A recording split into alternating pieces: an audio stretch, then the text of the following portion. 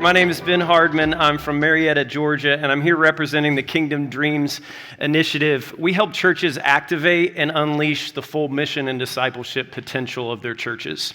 I've been a pastor for about 25 years, and in that time, I've pastored both at one of the largest churches in the country, and I've also pastored a church that was doing micro churches before we even had language for micro churches. And so I've pastored in lots of different contexts, and over the last 10 years, I've been a coach and a consultant for churches and pastors. I've helped 3DM and Gravity Leadership build their training mechanisms and coaching mechanisms, despite all of that, and when I look back in ministry, I still remember a day in ministry where everything went perfect and I still wanted to quit. I'll never forget, it was a Sunday morning, and I don't know if you've ever had that unicorn service where you feel like everything just works. Like when you're having a debrief about the service, you're saying like, I don't know, everything was perfect. Like we did it right. And it was one of those Sundays. We had a guest worship leader that was there, and everybody was hyped and excited to listen to the guest worship leader. The guy that was preaching that week just brought the word in an incredible way. All the media pieces were perfect and fit together. Like even the person that did announcements didn't screw it up. Like there were some baptisms at the end. Everything was perfect.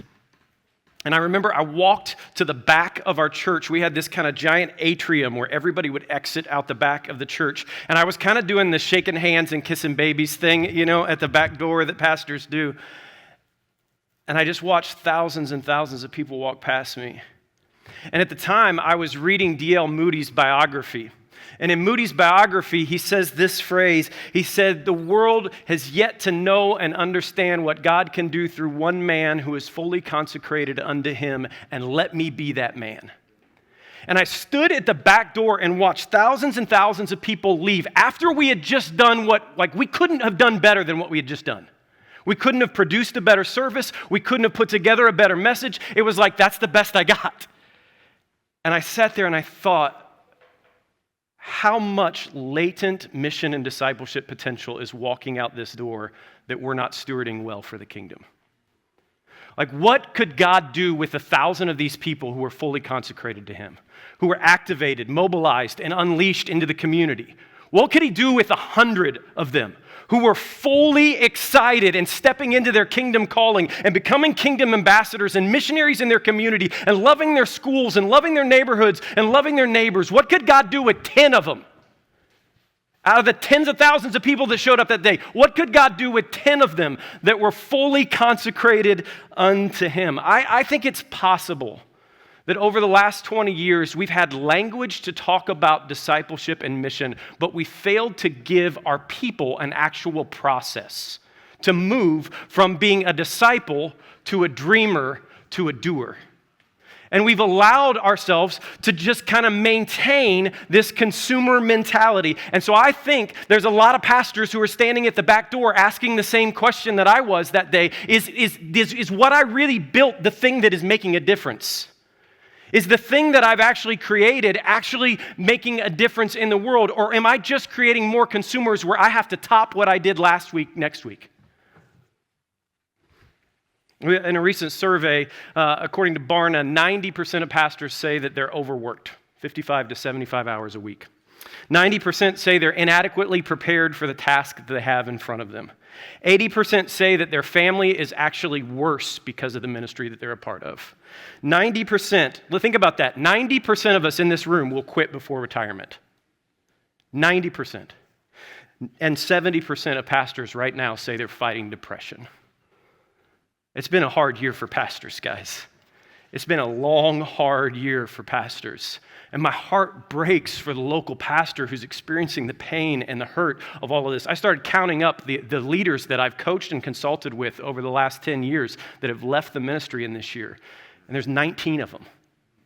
19 leaders who I love, who are committed to the church, who cared about it, who are out of the church and out of church ministry right now. And we've believed the lie that we have to be like the perfect pastor who puts everything together. We have to be the perfect shepherd who cares for everybody's heart and visits everybody's grandma. We have to be the perfect CEO leader who always knows what the next vision is and the next step is. We have to be the perfect communicator who comes up with a great word week after week after week. And we have to do do all of these things while we're stuck in this endless loop of creating a Sunday that's better than last Sunday over and over and over again. And I think most pastors are standing at the back door of their church asking the question, is what we're doing really making disciples?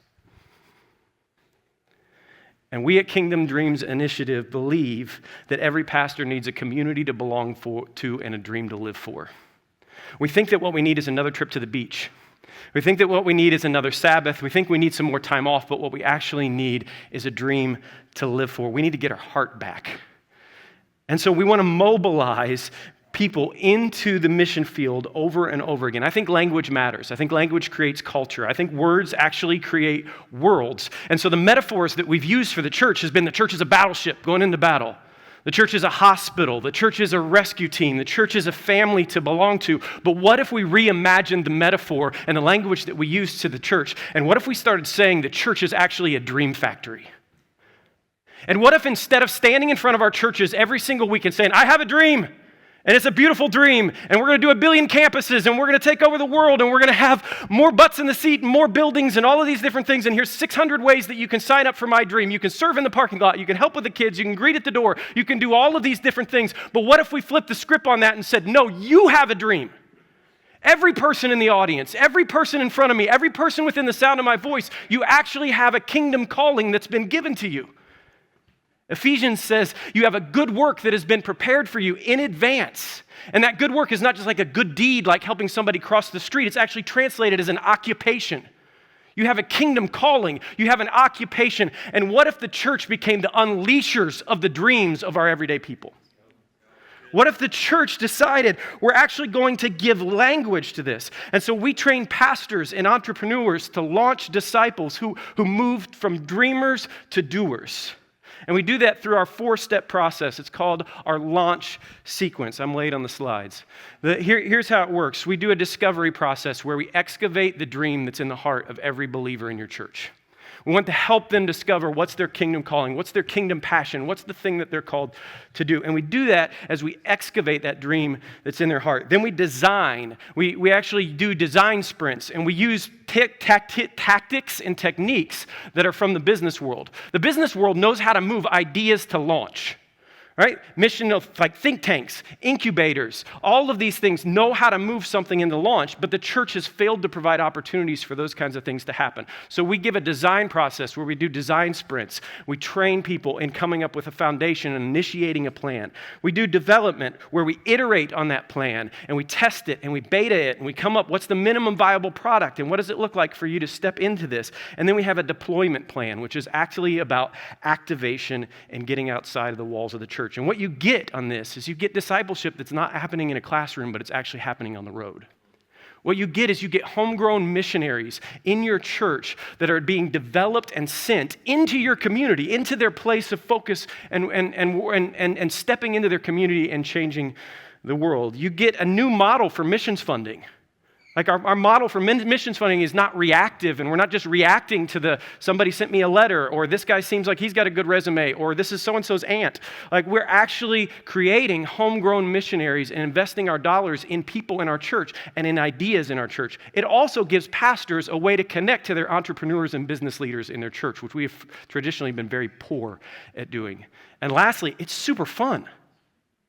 Like this is amazingly fun. We're actually creating a process where pastors take an idea into the process and walk beside entrepreneurs to launch kingdom endeavors in their community. And so our plan is to launch 2 or 3 cohorts a year. We just want 10 leaders in those cohorts. And imagine those 10 leaders create 10 kingdom dreams in their church over and over and over again. And they actually create a dream factory in their own church that produces 10 kingdom dreams a year. So they create the same kind of incubators and think tanks in their churches that are multiplying and reproducing these ideas over and over again. What you get out of one cohort is you get 100 kingdom dreams that are launched in your community every year.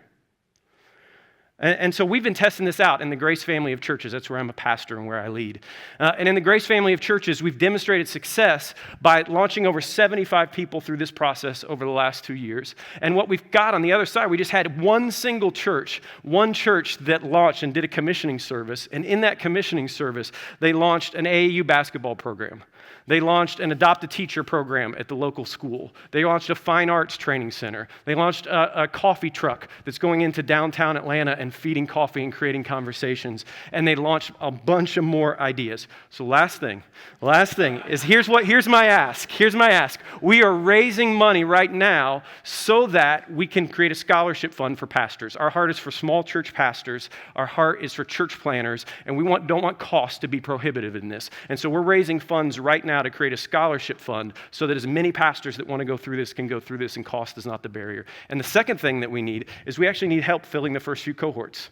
And so I don't want to talk to our white guy panel here up front, but to everybody else in the back, our middle-aged white guy panel, I love it. But to everybody in the back, here's what we need. We need some leaders. So if you're a denominational leader or a pastor and you've got a missions leader or a discipleship pastor or somebody, send them to kingdomdreamsinitiative.com and have them click the box and we'll call them.